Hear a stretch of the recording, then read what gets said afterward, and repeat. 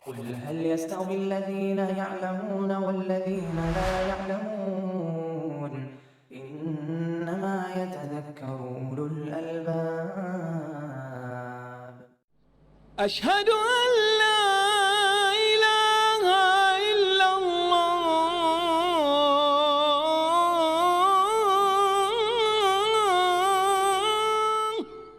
بسم الله الرحمن الرحيم. الحمد لله رب العالمين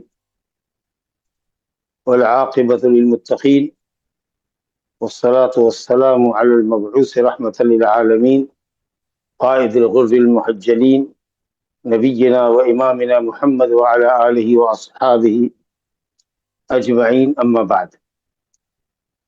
فعن عمر بن الخطاب رضي الله عنه قال قال رسول الله صلى الله عليه وسلم إن الله ينهاكم أن تحلفوا بآبائكم، ولمسلم فمن كان حالفا فليحلف بالله أو ليصمت. وفي رواية قال عمر فوالله ما حلفت بها منذ سمعت رسول الله صلى الله عليه وسلم ينهى عنها ذاكرا ولا آثرا. قسم کا بیان چل رہا ہے۔ ایمان والنذور یمین کی جمع ہے اور نذور نذر کی جمع ہے۔ قسموں اور نذروں کا بیان، اور یہ دونوں ہی چونکہ التزام ہے، آدمی قسم کھا کر اور نذر مان کر، منت مان کر اپنے کو پابند کرتا ہے کسی چیز کے کرنے یا نہ کرنے کا، تو اس لیے بتایا گیا تھا پچھلے درس میں کہ ایمان اور نذور کو ایک ساتھ محدثین یا فقہا بیان کرتے ہیں۔ انہوں نے بتایا تھا کہ کسی فعل کے کرنے یا کسی شے کے ترک کرنے پر جو آدمی تاکید کرتا ہے، کسی چیز کے کرنے پر یا کسی چیز کے چھوڑنے پر، آدمی اللہ سبحانہ و تعالیٰ کے نام اور اس کی صفتوں میں سے کسی صفت کے ذریعے اپنے امر کو، فعل کو یا ترک کو مؤکد کرتا ہے، اس کو قسم کہتے ہیں۔ اور یہ کہ اگر آدمی نے ایسی قسم کھائی ہو کہ اس پر باقی رہنا دین کے لیے، دنیا کے لیے کوئی نقصان دہ نہیں ہے، تو آدمی کو چاہیے کہ اپنی قسمیں پوری کرے اور قسم پر باقی رہے۔ لیکن اگر جس چیز کے کرنے پر قسم کھائی ہے اس کو نہ کرنے میں بھلائی ہو، یا جس چیز کے چھوڑنے پر قسم کھائی ہے اس کے کرنے میں بھلائی ہو، تو آدمی کو چاہیے کہ قسم کا کفارہ دے دے اور جو بھلائی کا کام ہے اس کو کرے اور اپنی ضد پر اور ہٹ پر قائم نہ رہے۔ اور اس سلسلے کے اندر حضرت عبد الرحمن بن سمورہ کی اور ابو موسیٰ اشعری رضی اللہ عنہ کی دو حدیثیں پچھلے درس میں پڑھی گئی تھی، جس میں رسول اللہ صلی اللہ علیہ وسلم نے ابو ابن سمورہ کو، عبد الرحمن ابن سمورہ کو فرمایا کہ وَإِذَا حَلَفْتَ، کئی نصیحتوں کے ساتھ ساتھ یہ بھی فرمایا تھا کہ وَإِذَا حَلَفْتَ عَلَى يَمِينٍ فَرَأَيْتَ غَيْرَهَا خَيْرًا مِنْهَا، اگر کسی بات پہ قسم کھا لو اور اس کے علاوہ میں بھلائی تم کو نظر آئے تو اپنی قسم کا کفارہ ادا کر دو اور بھلائی کا کام کرو۔ اور خود آپ صلی اللہ علیہ وسلم نے اپنی بابت فرمایا تھا، جیسا کہ ابو موسیٰ اشعری فرماتے ہیں کہ آپ نے فرمایا انی واللہ انشاءاللہ، میں اللہ کی قسم، اور اس عہد پر آپ انشاءاللہ کہہ رہے ہیں کہ میں کبھی کسی بات پہ قسم نہیں کھاؤں گا، لیکن اس کے غیر میں، اس کے علاوہ میں، یعنی قسم کو توڑنے میں اگر بھلائی سمجھوں گا تو میں بھلائی کا کام کروں گا اور اپنی قسم کا کفارہ ادا۔ آج جو تیسری حدیث ہمارے سامنے ہے اس میں بتایا گیا ہے کہ قسم کا مقصود کیا ہوتا ہے۔ جیسا کہ ہم نے ابھی سنا کہ قسم کا مقصود یہ ہوتا ہے کہ کسی فعل کے کرنے، کسی شے کے کرنے، کسی واجب کے ادا کرنے یا کسی شے کے چھوڑنے پر ہم اپنے معاملے کو مؤکد کرتے ہیں ایسی ذات کی قسم کھا کر جس کے لیے تعظیم مطلق ہے اور جو مخالفین بندوں سے انتقام لینے کی پوری طاقت رکھتا ہے، اور تعظیم مطلق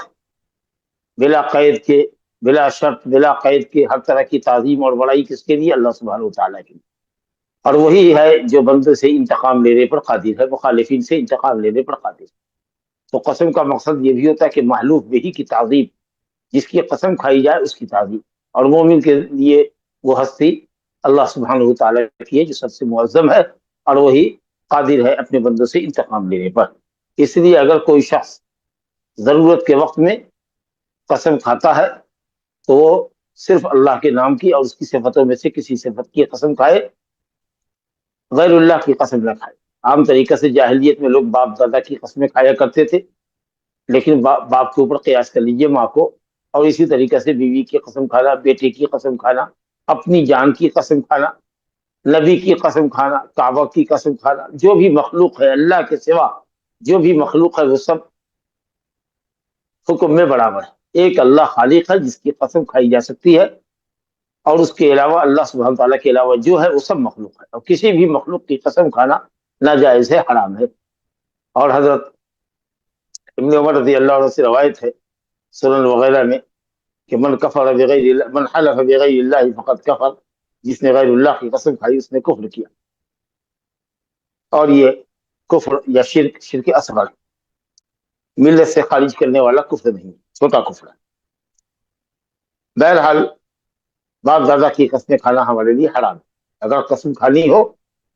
ضرورت اس کی داعی ہے، متقاضی ہے، تو ہم صرف اللہ سبحانہ تعالیٰ کے ناموں کی قسم کھائیں۔ حضرت عمر بن خطاب رضی اللہ عنہ سے روایت انہوں نے کی ہے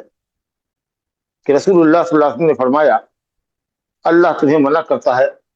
اپنے آبا و اجداد کی قسم کھانے سے، آبا کی قسم کھانے سے۔ آبا کے اندر جو اب کی جمع ہے، آبا کے اندر باپ دادا پردادا سب داخل ہے، اور چونکہ یہی عادت تھی وہاں لوگوں کی باپ کی قسم کھانے کی، دادا کی قسم کھانے کی، اسی لیے یہ لفظ استعمال کیا گیا، ورنہ مقصود ہے مخلوق کی قسم، چاہے ماں کی ہو، بیوی کی ہو، بچے کی ہو، جیسا کہ میں نے کہا۔ اور اللہ تعالیٰ منع کرتا ہے، اور اللہ تعالیٰ کی نہیں حرمت سے دلالت کرتی ہے۔ اصل نہیں کے اندر یہی ہے، صیغہ نہیں کے اندر یہ اللہ منع کرتا ہے، اس کے اندر اصل یہ ہے کہ وہ حرمت دلالت کرتا ہے، جیسے کہ امر کے اندر اللہ اور اس کا رسول تمہیں حکم دیتے ہیں، حکم کا اصل مطلب یہ ہوتا ہے کہ وہ وجوب پر دلالت کرتا ہے، اللہ یہ کہ کوئی دلیل ہو جو وجوب کو ندب کی طرف پھیرے، استحباب کی طرف پھیرے۔ اسی طریقے سے نہیں حرمت پہ دلالت کرتی ہے، یہاں تک کہ کوئی دلیل ہو جو اس کو کڑاہٹ کی طرف پھیرے۔ تو بے شک اللہ تمہیں منع کرتا ہے کہ تم اپنے باپوں کی قسمیں کھاؤ۔ اور مسلم میں روایت ہے، فمن کان حالفا فلیحلف باللہ او لیصمت، لیکن تھوڑی سی چوک ہوئی ہے یہاں پر کہ انہوں نے کہا مسلم میں ہے یہ، حالانکہ جملہ بخاری میں بھی ہے۔ تو ایک تو یہ بات ہے کہ صرف مسلم کا لفظ نہیں ہے، بخاری کا بھی لفظ ہے، اور دوسرے یہ کہ یہ حدیث عمر بن خطاب سے نہیں ہے بلکہ عبداللہ بن عمر سے روایت ہے، اور وہ اس میں واقعہ بیان کرتے ہیں کہ حضرت عمر بن خطاب رضی اللہ عنہ ایک قافلے میں تھے، اور اسی قافلے میں حضرت عمر نے کسی بات پر اپنے باپ کی قسم کھائی، تو نبی صلی اللہ علیہ وسلم کچھ دوری پر تھے، آپ نے سنا، تو وہیں سے آپ نے کہا، الا خبردار، من کان حالفا فلیحلف باللہ او لیصمت، خبردار جسے قسم کھانی ہے وہ صرف اللہ کے نام کی قسم کھائے اور نہیں تو چپ رہے۔ اگر اللہ غیر اللہ کے نام کی قسم کھانے کی نوبت آئے، یا کوئی کہے کہ غیر اللہ کی قسم کھاؤ، اپنے بچے کی قسم کھاؤ، اپنے باپ کی قسم کھاؤ، تو ہرگز نہ کھائے، چپ رہے۔ اور آپ نے اسی موقع پر فرمایا تھا کہ اللہ تمہیں منع کرتا ہے کہ اپنے باپوں کی قسمیں کھاؤ، اپنے باپ دادا کی قسمیں۔ یہ روایت من مسند عبداللہ بن عمر، عبداللہ بن عمر کی مسند میں ہے۔ ایسے اگر عمر سے روایت کریں گے تو حضرت عمر کی مسند میں سے ہو جائے گی، یعنی یہ حدیث حضرت عمر کی مرویات میں ہے، جبکہ یہ حدیث حضرت عبداللہ بن عمر کی مرویات میں۔ بہرحال تو یہ مخلوق کے لیے ہے کہ وہ کسی کی قسم نہ کھائے، اگر قسم کھانی ہو تو اللہ سبحانہ تعالیٰ کی قسم کھائے، اس کے کسی نام سے یا اس کی کسی صفت سے، جیسے عزت اللہ، قدرت اللہ، اور نہیں تو پھر نام اللہ تعالیٰ کے اسماء الحسنیٰ میں سے کسی نام کی قسم کھائے۔ عام طریقے سے باللہ و تاللہ و واللہ، واو قسمیہ، تا قسمیہ اور با قسمیہ استعمال لوگ کرتے ہیں۔ ورب السماوات والارض، آسمان اور زمین کے رب کی قسم، واو قسمیہ لائے اس طرح سے۔ لیکن اللہ سبحانہ و تعالیٰ اپنی مخلوق میں سے جس کی چاہے قسم کھائے، قرآن مجید میں متعدد مقامات پر آپ دیکھیے اللہ نے اپنی مخلوق کی، بڑی مخلوق کی قسم کھائی ہے۔ اللہ کے لیے یہ بات ہے کہ وہ اپنی جس مخلوق کی قسم چاہے کھائے، اللہ کے لیے جائز ہے کہ وہ اپنی جس مخلوق کی قسم چاہے کھائے، اور کیونکہ کوئی بھی چیز اللہ سے معظم تو ہو نہیں سکتی، لیکن اللہ تعالیٰ کسی چیز کی قسم کھاتا ہے تو وہ بڑی اہم چیز ہوتی ہے۔ مقصود اس شے کی عظمت کی طرف بھی اشارہ کرنا ہوتا ہے کہ جس چیز کی اللہ نے قسم کھائی ہے وہ اللہ رب العالمین کی قدرت کی روز روشن سے واضح دلیل ہے، اور یہ کہ وہ شے بڑی اہم ہے، اہم ہوتے ہوئے اللہ رب العالمین کی قدرت پر، قدرت کاملہ پر بڑی دلیل ہے، اس لیے اللہ تعالیٰ اپنی مخلوق میں سے جس کی چاہے قسم کھائے۔ والشمس وضحاها والقمر اذا تلاها والنهار اذا جلاها والليل اذا يغشاها والضحى والفجر والعصر، اس طریقے سے آپ دیکھیے، لا الہ الا اللہ۔ حضرت عمر رضی اللہ عنہ کا جذبہ اتباع دیکھیے کہ کس قدر وہ اعمال کی اور حکم کی بجاوری میں پیش رہتے تھے۔ حضرت عمر رضی اللہ عنہ فرماتے ہیں، فضیلت ان کی زبردست ہے اس میں، کہ واللہ ما حلفت بها منذ سمعت رسول اللہ صلی اللہ علیہ وسلم، جب سے میں نے رسول اللہ صلی اللہ علیہ وسلم کو یہ فرماتے ہوئے سنا کہ اللہ تعالیٰ تمہیں باپ دادا کی قسم سے منع کرتا ہے، جس کو ضروری ہو قسم کھانا وہ اللہ کے نام کی قسم کھائے ورنہ چپ رہے۔ اس حکم کے بعد جو اس موقع پر میں نے قافلے میں قسم کھایا تھا اور آپ نے وہاں تنبیہ کی تھی، اور حضرت عبداللہ بن عمر بھی وہاں موجود تھے، وہ اس حدیث کی روایت کر رہے ہیں ہمارے لیے، تو کہتے ہیں کہ حضرت عمر رضی اللہ عنہ نے کہا کہ اللہ کی قسم میں نے جب سے رسول اللہ صلی اللہ علیہ وسلم سے ممانعت سنی ہے، مناہی سنی ہے کہ آپ نے باپ دادا کی قسموں سے، غیر اللہ کی قسموں سے منع فرمایا ہے، میں نے کبھی یاد کرتے ہوئے ذکر میں یا کسی کی بات نقل کرتے ہوئے کہ فلاں شخص اپنے باپ کی قسم کھا کے یہ کہہ رہا تھا، یعنی کسی کی بات نقل کرنی ہو اور اس نے اپنے باپ کی قسم کھائی ہو، وہ بھی حضرت عمر رضی اللہ عنہ نے اس حدیث کے بعد کبھی نہیں کہا۔ اپنی بات تو چھوڑیے کہ وہ کیا باپ دادا کی قسم اس کے بعد کیا کھاتے، اپنا تو مسئلہ ہی چھوڑیے، وہ تو کبھی ممکن ہی نہیں ہوا، لیکن غیر کی بات بھی نقل کرنا ان کو گوارا نہیں تھا جس کے اندر غیر اللہ کی اس نے قسم کھائی ہو۔ جیسے فلاں شخص کہہ رہا تھا کہ اس کے باپ کی قسم ایسا وہ ضرور کرے گا، یہ جملہ بھی نقل نہیں کرتے، یعنی دوسرے کی حکایت بھی نہیں نکلتے۔ حاکین عن غیری، میں کسی کی بات بھی حکایت نہیں کر سکتا، نقل نہیں کر سکتا کہ اس نے اپنے باپ دادا کی قسم کھائی، تو نہ میں نے کبھی غیر اللہ کی قسم کھائی اور نہ ہی میں نے کبھی کسی کے غیر اللہ کی قسم کی حکایت لوگوں سے نقل کی۔ تو آپ نے سنا کہ صاحب غیر اللہ کی قسم کھانا حرام ہے، اور جو شخص قسم کھاتا ہے وہ ہلکے درجے کا، یعنی کفر اصغر یا شرک اصغر کا مرتکب ہوتا ہے، وہ گنہگار ہے، کو اللہ تعالیٰ سے معافی چاہیے۔ اور پھر یہ کہ اس کی قسم ہوگی کہ نہیں ہوگی، تو قسم نہیں ہوگی، کیونکہ جب حرام ہے غیر اللہ کی قسم کھانا، تو اگر کوئی غیر اللہ کی قسم کھائے تو وہ قسم منعقد بھی نہیں ہوگی، یعنی اگر اس کے خلاف کرتا ہے تو اس پر کوئی قسم کا کفارہ نہیں آئے گا۔ اب اگر کوئی کہے کہ طلحہ بن عبید اللہ رضی اللہ عنہ کی روایت ہے بخاری مسلم میں کہ ایک شخص جو آیا تھا وفد عبد القیس سے سمجھنے کے لیے کہ صاحب یہ زمام بن سالبہ تھے، کہ نام زمام بن سالبہ ہی ہے، کہ اس سے پوچھا یا رسول اللہ دین کیا ہے، اسلام کیا ہے، ایمان کیا ہے، تو آپ نے بتایا کہ اللہ کی وحدانیت، رسول کی رسالت کی گواہی دینا، اور پھر اس کے بعد 5 وقت کی نماز فرض ہے دن رات میں، کیا اس کے علاوہ بھی کچھ ہے؟ اس کے علاوہ جو ہے سب سنت ہے، نفل ہے، فرض کے علاوہ جو ہے وہ سب نفل ہے، زائد ہے۔ پھر روزے کے متعلق کچھ اسی طریقے سے آپ نے کہا رمضان کا روزہ ہے، اس کے علاوہ کا سب نفل جو ہے۔ اس کے بعد جب وہ بندہ جانے لگا تو اس شخص نے کہا والذی بعثک بالحق، جس نے آپ کو حق کے ساتھ نبی بنا کر بھیجا، اس ذات کی قسم لا اتطوع ابدا، میں نفل کبھی نہیں پڑھوں گا، یعنی صرف فرض پر اکتفا کروں، فرض میں نہ زیادتی کروں گا نہ اس سے کمی کروں گا، لا ازید علی ھذا ولا انقص، اور بعض روایت میں کہ لا اتطوع ابدا، کبھی میں سنت نہیں پڑھوں گا، صرف فرض پر اکتفا کروں گا۔ تو وہاں آپ نے کہا تھا افلح و ابی ہے ان صدق، اگر یہ اپنے وعدے پر قائم رہا تو کامیاب ہوگا، اگر یہ سچا ہے اپنے وعدے میں تو یہ کامیاب ہوگا۔ وہ ابی ہے کا جو لفظ استعمال کیا اور اس کے باپ کی قسم، اس جملے کو اس حدیث کے معارضے میں پیش کیا جا سکتا ہے کہ آپ صلی اللہ علیہ وسلم نے وہاں قسم کھائی تھی۔ کئی علماء نے جواب دیے، کئی جواب علماء کی طرف سے ہے، یہاں کہ بعض علماء تو یہ کہتے کہ یہ لفظ ہی ثابت نہیں ہے جبکہ صحیحین کے اندر الفاظ موجود ہیں، تو پھر یہ کہنا کہ صاحب یہ جملہ غیر ثابت ہے، یہ بات صحیح نہیں ہے۔ اسی طریقے سے کسی نے بعض نے یہ کہا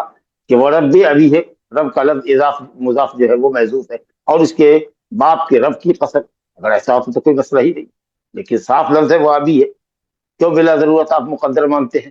کہتے ہیں توجیہ کرنے کے لیے کہ باپ دادا کی قسم سے منع کیا گیا، اس لیے اس اعتراض سے بچنے کے لیے مربے لگا دیں۔ کسی نے کہا کہ عرب کی عادت کے مطابق غیر ارادی طور پر زبان سے ظاہر ہو گیا تھا تو لغو یمین ہے یہ، تو یہ بھی توجیہ اچھی نہیں ہے، لیکن اللہ منوی نے یہ کہا ہے کہ کہا جائے کہ پہلے کا واقعہ ہے، بعد میں نبی صلی اللہ علیہ وسلم نے منع کر دیا تو منسوخ ہونے کا فتویٰ دیا جائے کہ صاحب یہ پہلے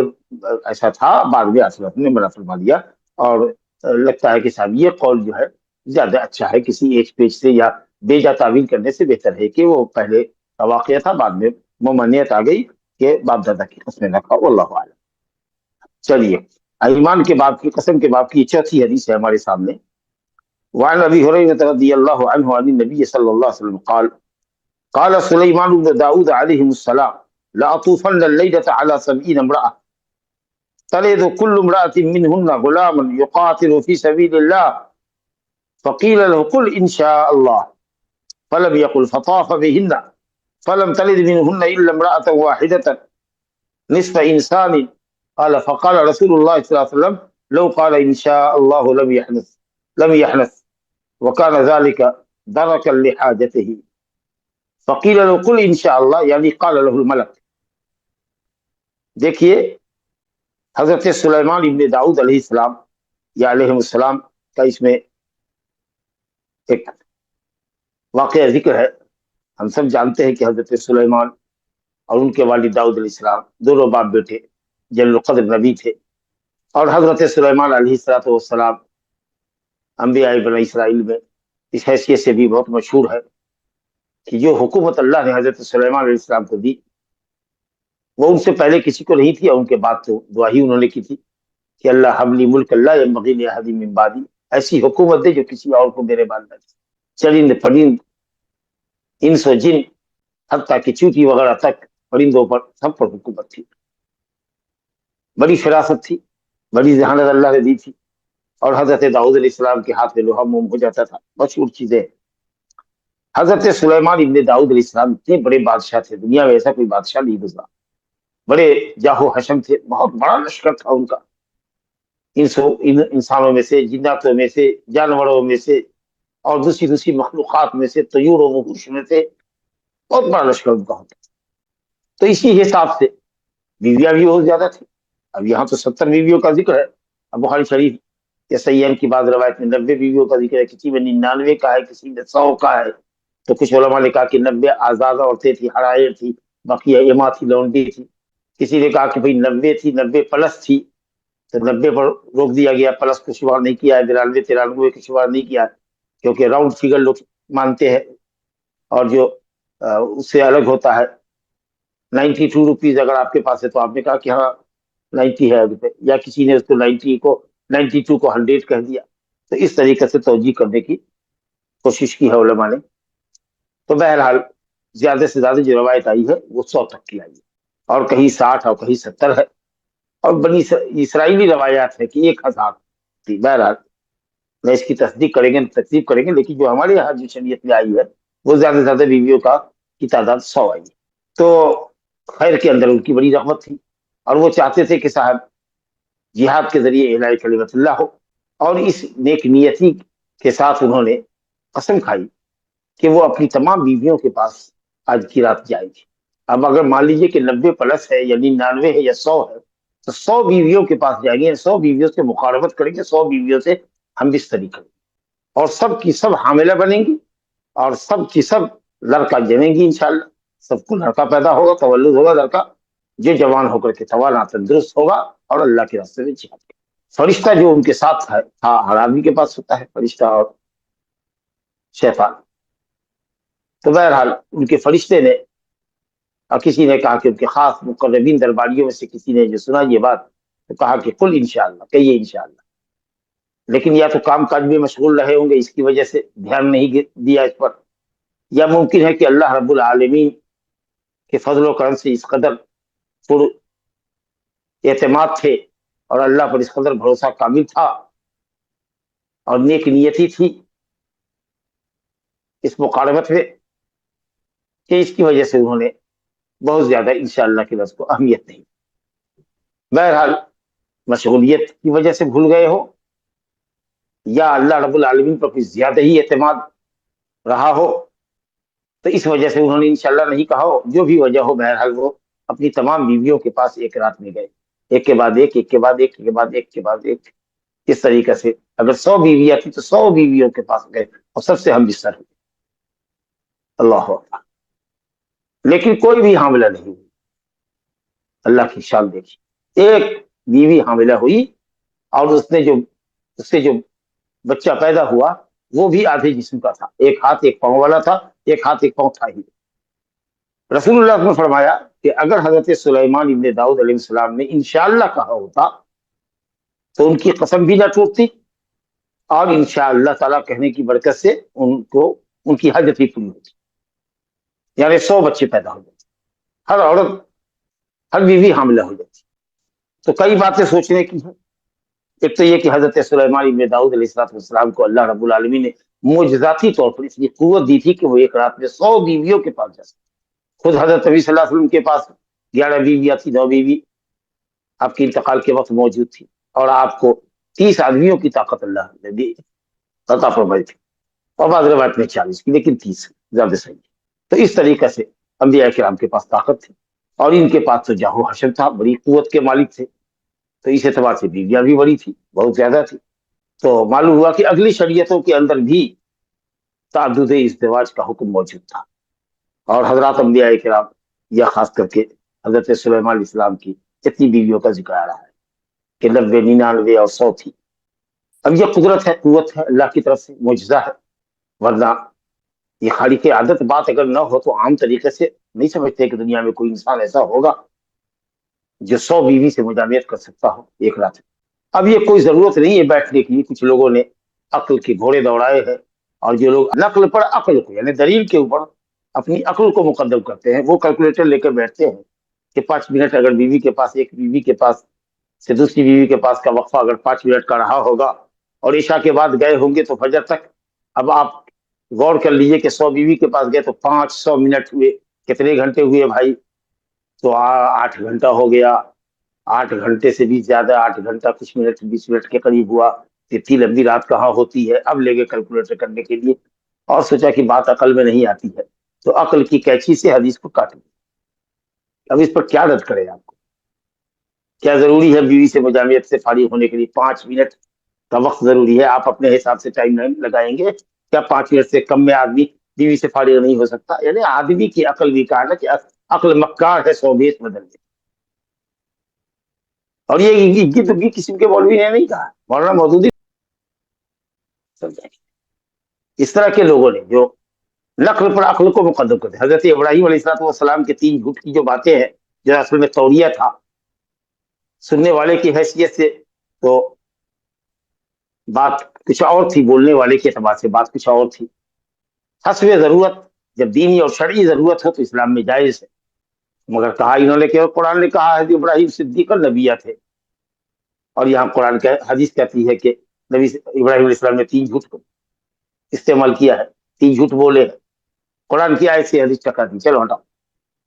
क्योंकि सही है इनकी रवायत, ला हौला वला कुव्वता इल्ला। तो इनकी अकल की कैंची से ये हदीस भी कतर गई, या उन्होंने अपनी अकल की कैंची से इसको कतर के फेंका है, क्योंकि इनकी अकल में नहीं समझ रही। जबकि मुहद्दिसीन कहते हैं मुजज़ा है। और फिर क्या जरूरी है कि 8 घंटे की रात ना रही हो? जाड़े की रात तो वैसे ही बड़ी होती है, दिन छोटा होता है। और फिर मैंने कहा ना कि आप अपने हिसाब से टाइम लगाइएगा, 5 मिनट, क्या 5 मिनट से 2 मिनट 3 मिनट में आदमी फारिग नहीं हो सकता है? ये मैं कहना नहीं चाहता था, लेकिन अब क्या कीजिएगा, दीनकारी सुन्नत को इस तरीके से लोगों ने अकली दलाइल और बिल्कुल फालतू किस्म की अकली दलाइल से सही हदीसों को लोगों ने काटा है, तोड़ा है, क्या कहा। अफ़ल्लाहु अन्ना वासिक। बहरहाल कहते हैं कि साहब सब अल्लाह के रास्ते में जिहाद करेगा, सब औरतें हमला होंगी, और सब अल्लाह के रास्ते में एक एक मुजाहिद पैदा करेंगे। कील लहू से कहा गया, आगे मुअल्लिफ कहते हैं कि कील लहू यानी क़ाल लहुल मलक, फरिश्ते ने कहा उनसे कि हम इंशाअल्लाह कहिए, तो नहीं कहा। फताफ़ बिहिन्ना, तमाम औरतों के पास चक्कर लगाए, यानी तमाम के पास गए, हम बिस्तर हुए, लेकिन किसी ने, एक ने भी बच्चा तवल्लुद नहीं किया जो पूरा बच्चा हो, एक औरत के सिवा जो आधा इंसान लेकर आई, एक हाथ एक पाँव वाला। تو معلوم ہوا کہ اگر انشاءاللہ کہتے جیسا کہ نبی صلی اللہ علیہ وسلم نے فرمایا تو ان کی یہ آرزو پوری ہوتی، 100 بیویاں 100 بچے پیدا کرتی اور ان کی قسم بھی نہ ٹوٹتی۔ اب ایک ہی عورت لائی ہے بچہ اور وہ بھی آدھا ادھورا لائی ہے تو چلو قسم کا کفارہ بھی دینا پڑے گا، قسم بھی ٹوٹی اور حاجت بھی پوری نہیں ہوئی۔ تو معلوم یہ ہوا کہ اگر آدمی قسم کھاتا ہے اور انشاءاللہ کہتا ہے تو اس کا دو بنیادی فائدہ ہے، ایک تو یہ کہ اللہ تعالیٰ کام کو آسان کرتا ہے، مقصد کو پورا کرتا ہے، دوسرے کہ اگر قسم آدمی کی ٹوٹ بھی گئی تو کفارہ ادا نہیں کرنا۔ ایک طرح سے آپ یہ کہہ سکتے ہیں کہ یہ سرزنش تھی، تعجیب اور سرزنش کہیے کہ اللہ نے ان کی حاجت پوری نہیں کی، کہ کوئی شخص اوور کانفیڈنس جس کو کہتے ہیں اس میں نہ آئے، چاہے وہ مومنین صالحین اور اولیاء ہی کیوں نہ، چاہے کہ وہ جلیل القدر پیغمبر ہی کیوں نہ۔ خالق اللہ ہے، عامر اللہ ہے، حکم اسی کا چلے گا، کائنات میں تدبیر اور تصریف اللہ ہی کرتا ہے۔ اس لیے اللہ رب العالمین نے ان کے ارادے پر پانی پھیر کر یہ ثابت کیا کہ اللہ کی کائنات میں صرف حکم اللہ کا چلتا ہے، کوئی نہیں ہے جو اپنا من چاہا کر لے اور اس کی ضرورت پوری کر لے، کوئی نہیں ہے جو مردہ کو زندہ کر دے اللہ کے سوا۔ حضرت عیسیٰ کا معجزہ تھا جو اللہ کے حکم سے وہ یحیی الموتى باذن اللہ۔ اب یہاں کائنات میں تصرف کرتے ہیں اولیاء کرام، اور خاص کے شیخ عبد القادر جیلانی حنبلی رحمۃ اللہ علیہ کے تعلق سے اس قدر غلو ہے، اس قدر غلو ہے کہ شرم سے پیشانی جھک جاتی ہے کہ وہ چاہے تو مردہ کو زندہ کر دے، قبر میں مڑ کر لکیر آئے ان کے مردوں کے پاس تو کہہ دے کہ عبد القادر کا میں مرید ہوں، تو وہ سوال جواب نہ کرے چلا جائے، چاند ان کے حکم سے طلوع ہو، بارش ان کے حکم سے برسے، یعنی اللہ تعالیٰ کی ربوبیت تک میں شریک کر دیا ہے، جو کہ مشرکین نے بھی کبھی اللہ تعالیٰ کے سوا کسی کو رب نہیں مانا تھا۔ الوہیت میں شرک کرتے تھے، عبادت میں، لیکن ان بے ایمان ظالموں نے، قبر پرستوں نے توحید ربوبیت کے اندر بھی اللہ کی خالقیت، رازقیت، مالکیت اور تدبیر و تصریف کے اندر کائنات کا نظام چلانے میں بھی اولیاء کرام کے شریک ٹھہرا ہے۔ خود نبی کریم صلی اللہ علیہ وسلم سے اصحاب کہف کے تعلق سے پوچھا یہودیوں نے، تو آپ صلی اللہ علیہ وسلم نے کہا کل بتاؤں گا، انشاءاللہ نہیں کہا، 15 دن وہی نہیں آئی اور بھکتیاں کسی جانے لگی آپ پر۔ اس کے بعد اللہ نے قانون اتارا، اور اس کے بعد اللہ تعالیٰ جیسے ہی وہ واقعہ ختم کرتا ہے سورہ کہف میں، اصحاب کہف کا کہتا ہے وَلَا تَقُولَنَّ لِشَيْءٍ إِنِّي فَاعِلٌ ذَلِكَ غَدًا إِلَّا أَن يَشَاءَ اللَّهُ، کسی بھی چیز کا وعدہ مت کیجیے کہ میں کل ایسا کروں گا، مگر آپ کہیے انشاءاللہ، اللہ چاہے گا تو ہوگا۔ دیکھا اللہ کے چاہے ہوئے کچھ نہیں، اور کوئی بھی نہیں ہے جو اللہ کی مشیت میں، اس کے ارادے میں شریک ہو، اور اسی طریقے سے کوئی بھی نہیں ہے جو بندگی کے لائق ہو اللہ کے سوا، اور کوئی بھی نہیں ہے کائنات میں جو اللہ تعالیٰ کے ناموں اور صفتوں کا حقیقت میں برابر سے مستحق ہو۔ جن ناموں کا اور جن صفتوں کا، جن طریقوں پر اللہ مالک ہے یا جو صفتیں اس کی ہے، اس صفت میں کوئی اس کا شریک ہو۔ رب السماوات والارض وما بینہما فاعبدہ واصطبر لعبادتہ هل تعلم له سمیا، وہی آسمان و زمین کا رب ہے، اسی کی بندگی کرو، اس کی بندگی پر قائم رہو، اس کے نام جیسے کسی کے نام نہیں۔ بہرحال تو یہاں بھی نبی صلی اللہ علیہ وسلم کو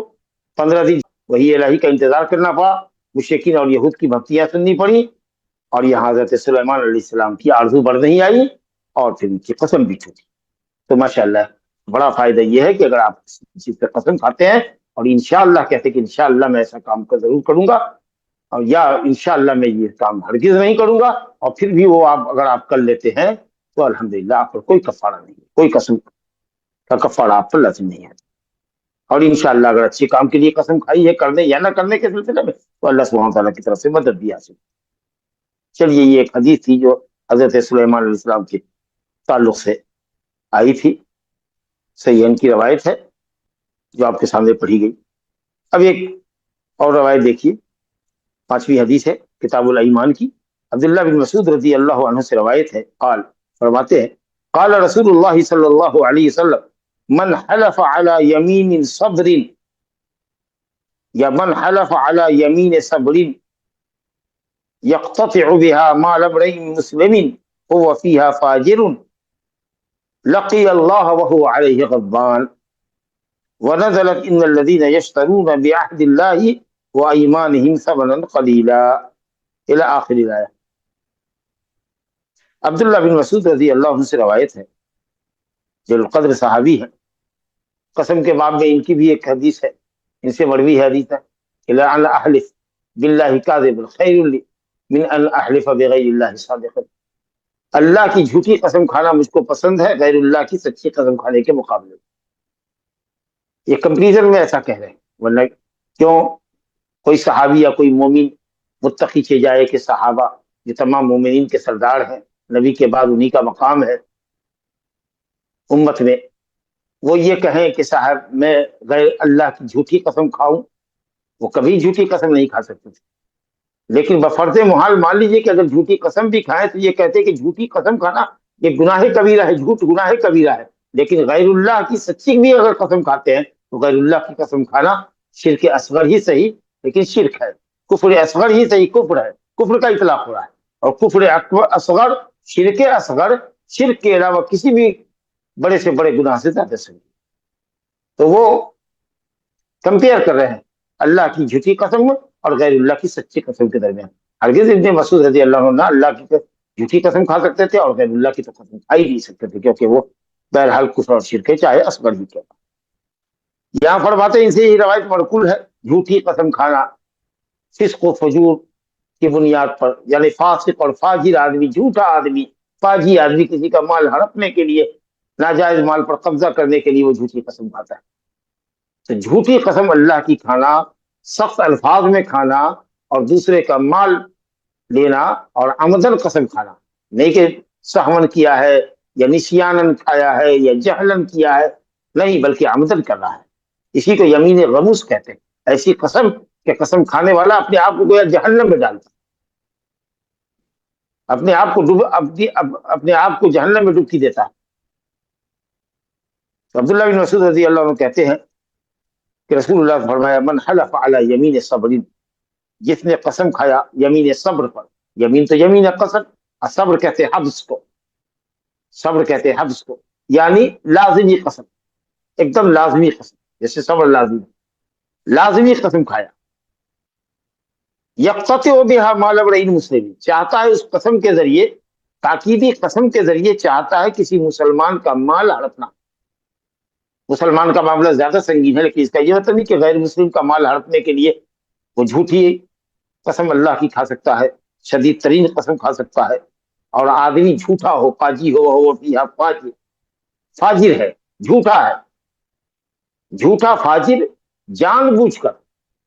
یقتطع، اقتطاع کہتے دوسرے کے مال کو اپنے مال میں ملانے کی غرض سے قسم کھا رہا ہے،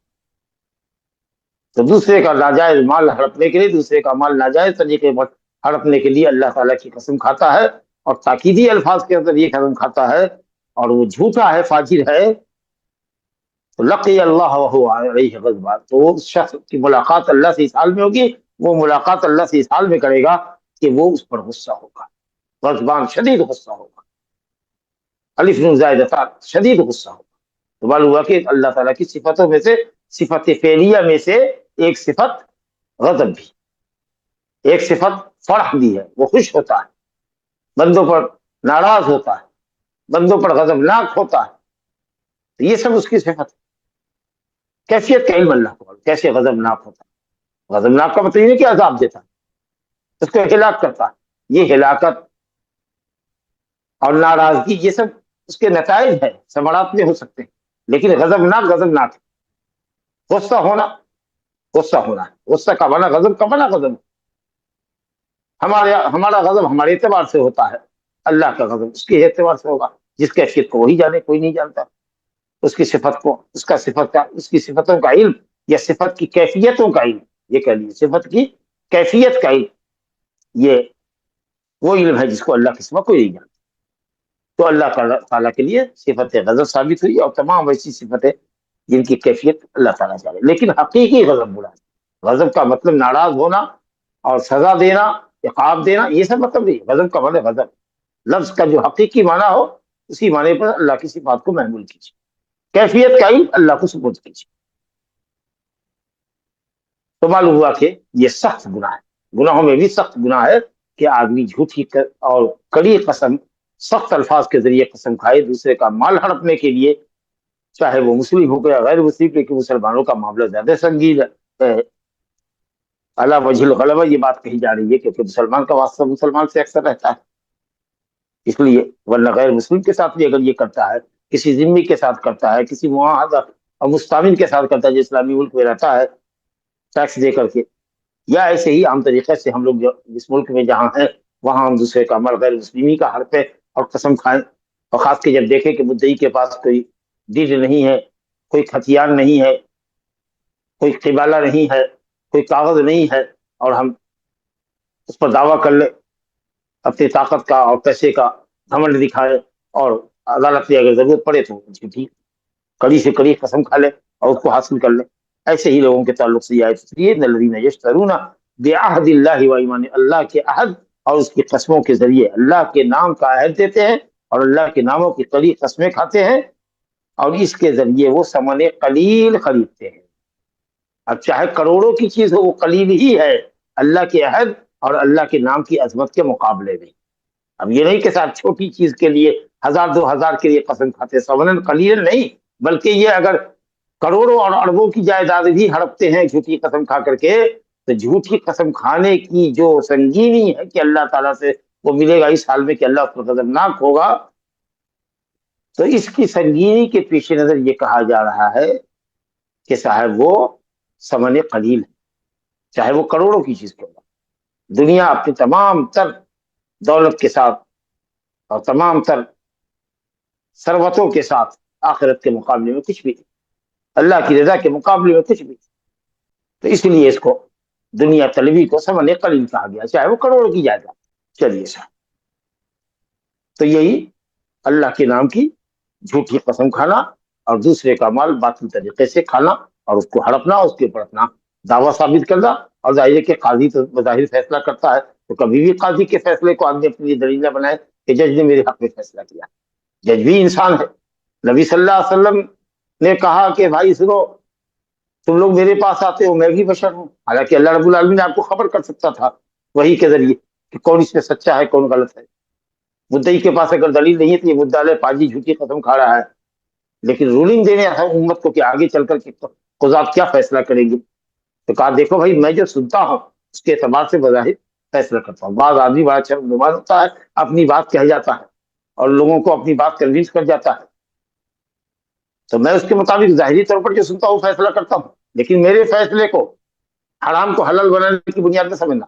कि जो चीज तुम्हारी नहीं है तो चाहे चलो नबी साहब ने फैसला कर दिया तो वो हमारे लिए हलाल हो गई। जब नबी सल्लल्लाहु अलैहि वसल्लम के दरबार से फैसला हो और तुम जानते हो कि तुम गलत पर हो, तो वो नबी का फैसला उस हराम को तुम्हारे लिए हलाल नहीं कर सकता, तो और काजियों की तो बात ही छोड़। ला इलाहा इल्लल्लाह। चलिए देखिए छठी रवायत है, अशअस इब्न कैस रज़ियल्लाहु अन्हु قال كان بيني وبين رجل خصومة في بئر فاختصمنا إلى رسول الله صلى الله عليه وسلم فقال رسول الله صلى الله عليه وسلم شاهداك أو يمينه قلت إذن يحلف ولا يبالي فقال رسول الله صلى الله عليه وسلم من حلف على يمين صبر يقتطع بها مال امرئ مسلم هو فيها فاجر لقي الله عز وجل وهو عليه غضبان। इसी मजमून की रवायत है। अशअस बिन कैस रज़ी अल्लाह अन्हु कहते हैं कि मेरे दरमियान और एक शख्स के दरमियान एक कुएं के मामले में झगड़ा था। ये कुआं हमारा है कि ये कुआं तुम्हारा है, इस सिलसिले में अशअस बिन कैस का झगड़ा एक शख्स से था। दोनों झगड़ते हुए रसूलुल्लाह उनके पास आए,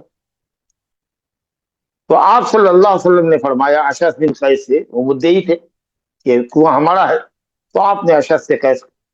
बिन कैस से कहा कि गवाही पेश करो, दो गवाह शाहिदा का, तुम्हारे दो गवाह कहाँ हैं? और अगर दो गवाह नहीं है तो यमीन हो, तो या तो दो गवाह पेश करो या वो कसम खा ले। रूल यही है कि आम तरीके से दो गवाह है मुद्दई के ऊपर मामलात के अंदर, पैसे वैसे के मामलात के अंदर। चार गवाह सिर्फ एक अमल के अंदर है, जिना और लिवात के अंदर, बोतल तराशी के अंदर, वरना सब जगह दो गवाह। तो दो गवाह पेश करो या फिर वो कसम खाएगा। यहाँ ये बताना भी फायदे से खाली नहीं होगा कि अगर मुद्दई के पास उसके दावे पर एक सादिक गवाह मौजूद है, एक शाहिद सिद्क है, उसके पास सच्चा गवाह मौजूद है, दूसरा नहीं है, तो शरीयत ने उसे एक गवाह का एतबार किया। कहा कि जिसके दावे पर एक गवाह मौजूद हो और उसकी गवाही काबिल कबूल हो, सिका आदमी हो, तो दूसरे गवाही की भरपाई मुद्दई के कसम से हो जाएगी। हदीस है सही मुस्लिम में رسول اللہ نے فرمایا قضا رسول اللہ، حضرت ابن عباس رضی اللہ عنہ سے حدیث ہے، اور یہ حدیث متواتر ہے، اللہ متواتر۔ اہل علم نے بعض اہل علم نے کلام کیا اس کے اوپر، کافی لمبی گفتگو کی، کلام کا مطلب کہ لمبی گفتگو کی، اور حدیث بالکل صحیح ہے اور متواتر ہے۔ نبی صلی اللہ علیہ وسلم نے ایک گواہ اور مدعی کی قسم پر فیصلہ مدعی کے حق میں کیا، تب شاہدہ کا یا البینۃ علی المدعی والیمین علی من انکر، گواہی مدعی پر ہے، اور اگر گواہی مدعی نہیں پیش کرتا ہے تو منکر جو ہے یعنی انکار کرنے والا مدعا علیہ قسم کھا لے گا۔ اس کو محمول کریں گے کب؟ جبکہ مدعی کے پاس ایک گواہ بھی نہ ہو سکے، تب مدعا علیہ قسم کھا لے۔ لیکن اگر ایک گواہی موجود ہے تو اسلام اس گواہی کا احترام کرتا ہے اور دوسری گواہی کی جگہ پر مدعی سے قسم کھلائے گا۔ اگر سرے سے کوئی گواہ نہ ہو تو پھر مدعا علیہ قسم کھا کر کھاتے، چاہے وہ فاسق اور فاجر کیوں نہ ہو، اپنے گناہ کی سزا وہ اللہ سے بھگتے گا۔ لیکن جوڈیشیری یہی فیصلہ کرے گی کہ اگر آپ کے پاس ایک گواہ بھی نہیں ہے تو آپ کے دعوی کو رد کر دیا جائے گا اور مدعا علیہ کی طرف قسم پھیرا جائے گا، اور وہ قسم کھاتا ہے تو بازی مان لے گا۔ قل تو میں نے کہا، اشعث نے کہا کہ اذن یحلف ولا یبالی، یہ آدمی قسم کھا لے گا، اس کو کوئی پرواہ نہیں ہے، منافق ہے یا دین ہے یا یہودی ہے مثال کے طور پر، اس کو کوئی پرواہ نہیں جھوٹی قسم کھانے کی۔ کہا اگرچہ فاجر اور فاسق ہی کیوں نہ ہو، لیکن رولنگ یہی ہے کہ اگر تم گواہ نہیں پیش کر سکتے تو وہ قسم کھا گئے گا۔ رسول اللہ نے فرمایا لیکن ہاں یہ سن لے قسم کھانے والا کہ اگر کوئی لازمی قسم کھاتا ہے، ایسی قسم کہ اپنے آپ کو کوئی کسی چیز پر روکتا ہو، حبس کرتا ہو، یعنی پورے عزم طریقے پر جدیاً پورے وثوق کے ساتھ اور سخت الفاظ میں قسم کھاتا ہو، جس کو یمین صبر کہا بھی، جس کو آپ یمین غموس کہہ لیجئے، اپنے آپ کو جہنم میں غتہ کر رہا ہے قسم کھا کر کے، اور مقصد اس کا کیا؟ یقتطع بہا مال امرئ مسلم، کسی مسلمان کا مال ہڑپ لے، غصب کر لے، وہ فیہا فاجر، اور وہ اپنی قسم میں فاجر ہے، جھوٹا ہے، قصداً و عمدن جھوٹ بول رہا ہے، لقی اللہ عز وجل وهو علیہ غضبان، تو وہ اللہ تعالیٰ سے اس حال میں ملاقات کرے گا کہ وہ اس کے اوپر غصہ ہوگا۔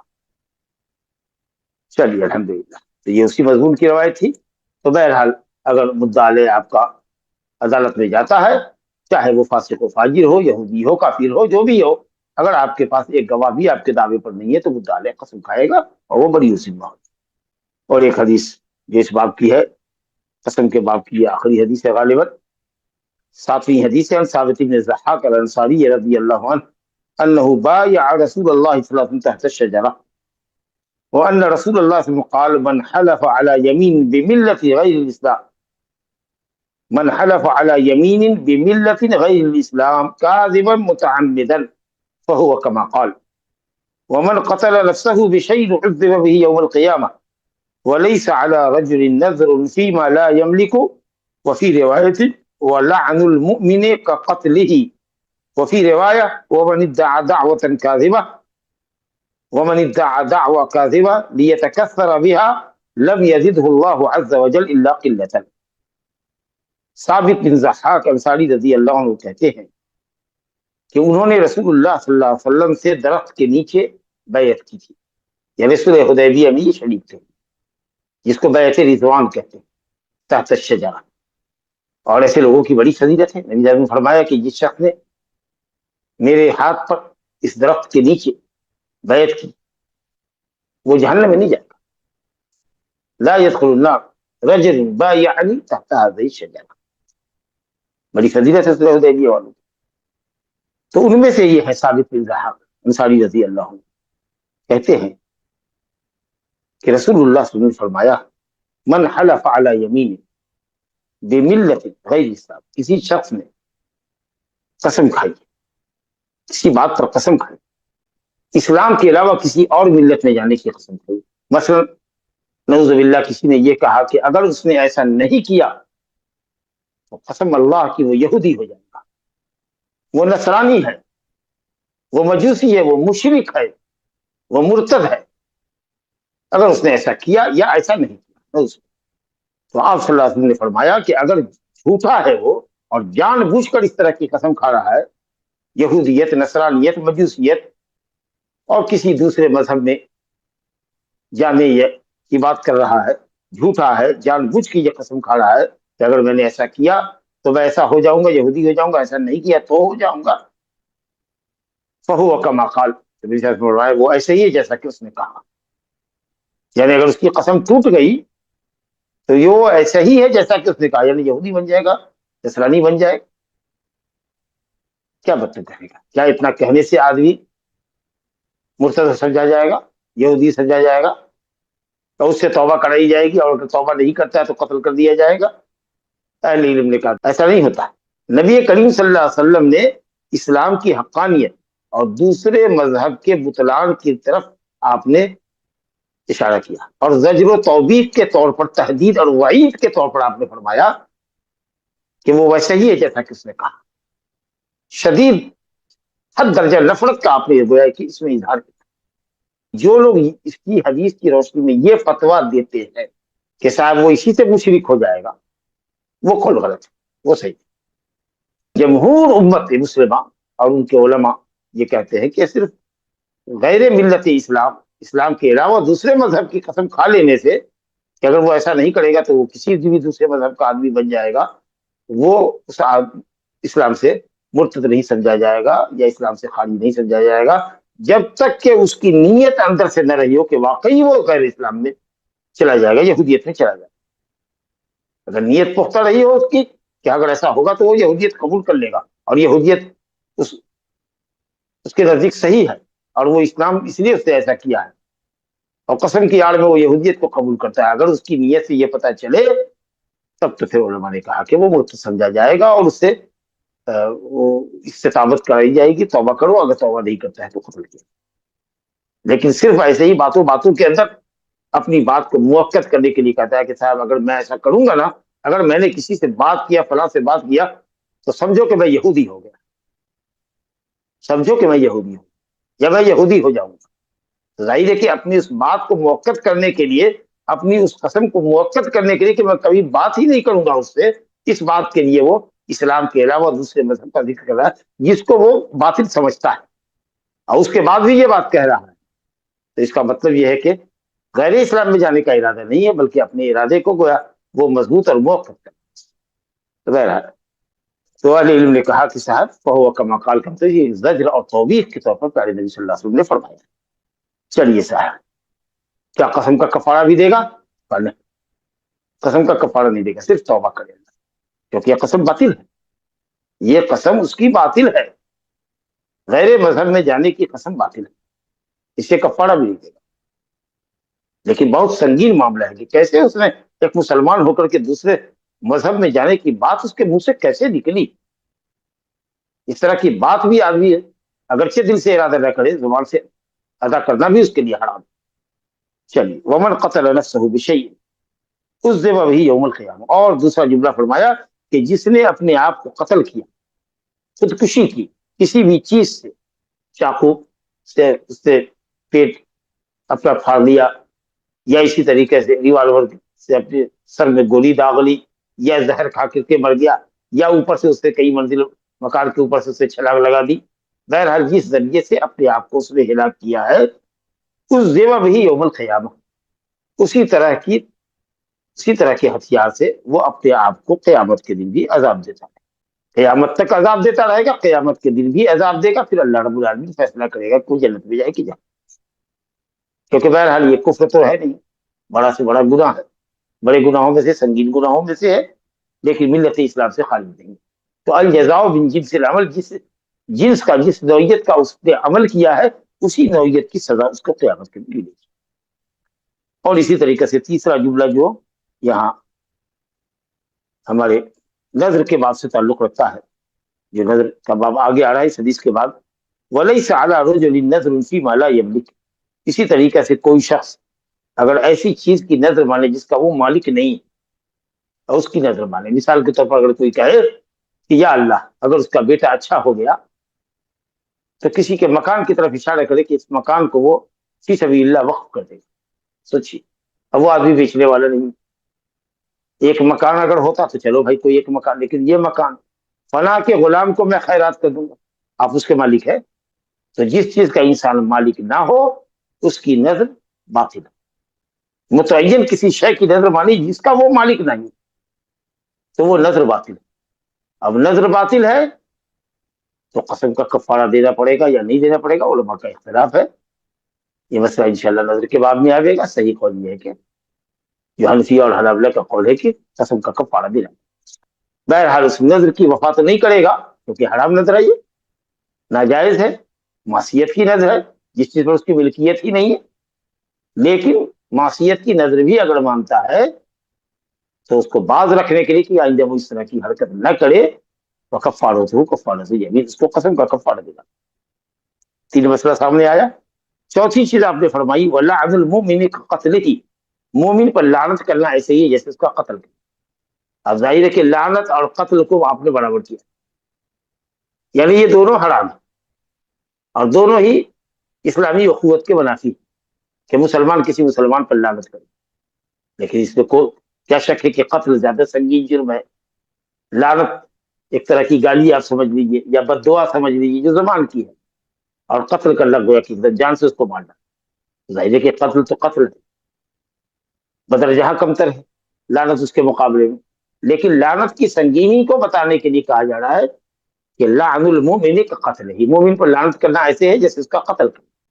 تو اسی طریقے سے جس نے یہ کہا کہ صاحب اگر وہ ایسا نہیں کرے گا تو یہودی ہو جائے گا، تو یہ ایسا نہیں ہے کہ وہ یہودی ہو جائے گا. اس جملے کی سنگینی کو بتانے کے لیے آپ نے کہا کہ وہ کما قال صلی اللہ علیہ وسلم. بہرحال تو کہا گیا کہ مومن پر لعنت کرنا کا قتل ہی جیسے کہ اس کا قتل ہے. اور ایک روایت میں ہے کہ جس نے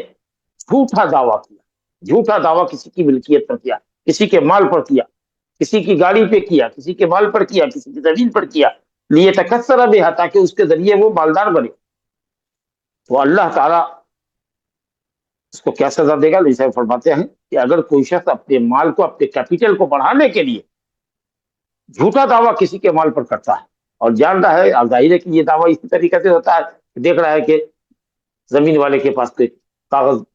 پتر نہیں ہے جس سے وہ اپنا دعویٰ ثابت کر سکے گا، لیے تکثر بہا، جھوٹا دعویٰ کرتا ہے یا جھوٹے دعوے کے اوپر گواہ لے آتا ہے مثال کے طور پر. مقصود یہ ہے کہ کسی کا مال ہڑپ لے، مالدار بن جائے. لم یزدہ اللہ عز وجل الا قلت، اللہ تعالیٰ اس کو نہیں زیادہ کرے گا مگر قلت، یعنی اس کی قلت میں، اس کے فقر و فاقے میں، اس کی محتاجی میں اللہ تعالیٰ اضافہ فرمائے گا. اگر عزت چاہتا ہے، اسٹیٹس چاہتا ہے، اللہ تعالیٰ اس کو ذلیل کرے گا. اور مال میں کثرت چاہتا ہے تو اللہ تعالیٰ اس کے مال کو قلیل کر دے گا. تو اسی لیے کبھی بھی اس طریقے سے جھوٹی قسم دیدہ و دانستہ کسی کے مال کو ہڑپنے کے لیے کھانا جو یمین غموس ہے، اور اسی طریقے سے انتہائی سنگین قسم ہے کہ آدمی کسی کام کے کر دے یا نہ کرنے کے اوپر قسم کھائے تو یہ قسم کھائے کہ وہ ملت اسلام سے دوسرے ملت میں چلا جائے گا. یہ انتہائی سنگین طرح کی قسم ہے. اور اسی طریقے سے مومن پر لعن طعن نہیں کرنا چاہیے. لعن المومن کا قتل ہی کہا گیا. بخاری شریف اور مسلم دونوں میں ہے یہ روایت. هذا وبالله التوفيق، صلی اللہ علیہ نبینا محمد وآلہ وصحبہ اجمعین. جزاک اللہ خیر واحسن الجزا شیخ. وإياكم. جماعت کے باب سے عورتوں کی نماز گھر میں افضل ہے، تو اگر وہ گھر کی عورتوں کے ساتھ جماعت بنا کے نماز پڑھتی ہے، کیا اس میں زیادہ ثواب ملے گا بنسبت اکیلے پڑھنے میں؟ نہیں، دونوں میں ثواب برابر ہی ملے گا. کر سکتی ہے جماعت، اگر کرنا چاہے تو کر سکتی. انشاءاللہ مولانا جی انشاءاللہ مولانا جب ہم دل میں نیت کرتے تو بھی بولنا اتنا ہی ضروری ہے جتنا کہ زور سے بولنے کے لیے ہے. جی جی، ان یقول قالا ہے، اگر قول مطلق آوے تو مجھ سے بولنا ہے. ضروری نہیں کہ آپ دوسرے کو سنائیے، لیکن آپ کی زبان سے نکلنا چاہیے، زبان اور ہونٹ میں حرکت ہونی چاہیے. اور اگر کسی کے سامنے کھڑا ہے تو انشاءاللہ اس کو سنا کے کہیے تاکہ وہ بھی اس بات پر گواہ رہے کہ آپ نے انشاءاللہ کہا ہے. اگر کوئی مسلم تکلیف دے رہا ہے تو ان پہ کیا لعنت کر سکتے؟ تکلیف دے رہا ہے تو آپ اس کی شکایت لوگوں سے کر سکتے ہیں، اس کی ہجو کر سکتے ہیں. ظالم ہے میرا پڑوسی، ظلم کرتا ہے، مجھ کو آرام سے رہنے نہیں دیتا ہے، وغیرہ وغیرہ. تو آپ اس کے عیوب کو لوگوں کے سامنے بیان کر سکتے ہیں. چاہے تو کچھ لوگوں کو بٹھا سکتے ہیں اس معاملے پر کہ وہ غور خوض کرے اور آپ کے معاملے کی میں فیصلہ کرے. اگر تکلیف دیتا ہے تو آپ اس کے خلاف تھانے میں جا کر کے رپورٹ لکھوا سکتے ہیں وغیرہ. کوشش کیجئے کہ लानत से बचिए जी, और खास के मुअय्यन शख्स पर लानत नहीं भेजनी चाहिए जी। ये जुमला बोलना कैसा है कि अगर जरूरत पड़े तो अल्लाह की कसम खा लूंगा लेकिन नहीं खा रहा हूं, ऐसा बोलना कसम में शुमार होगा क्या? नहीं नहीं, कसम में शुमार नहीं होगा। यानी वो ये कह रहा है कि मैं, मेरी बात पर यकीन करो, लेकिन अगर जरूरत पड़ी तो मैं अल्लाह की कसम भी खा सकता हूँ। अगर जरूरत पड़ी तो तुम अगर ऐसे बात नहीं मानोगे हमारी, या हम पर फेथ नहीं है तुमको, तो हम कसम खाने को तैयार हैं। नहीं नहीं नहीं, माशाल्लाह आप नेक आदमी है और बावसूख आदमी है, काबिल एहतराम आदमी है। आपने कहा तो मुझे इत्मीनान हो गया, कसम की जरूरत नहीं है, लेकिन अगर जरूरत पड़ेगी तो मैं उसके लिए भी राजी, ये कहना चाहता है। अगर कोई किसी का पेमेंट रोके हुए है काफी साल से, तो क्या उसकी दुकान जाके उसका माल जबरदस्ती छीन सकते हैं?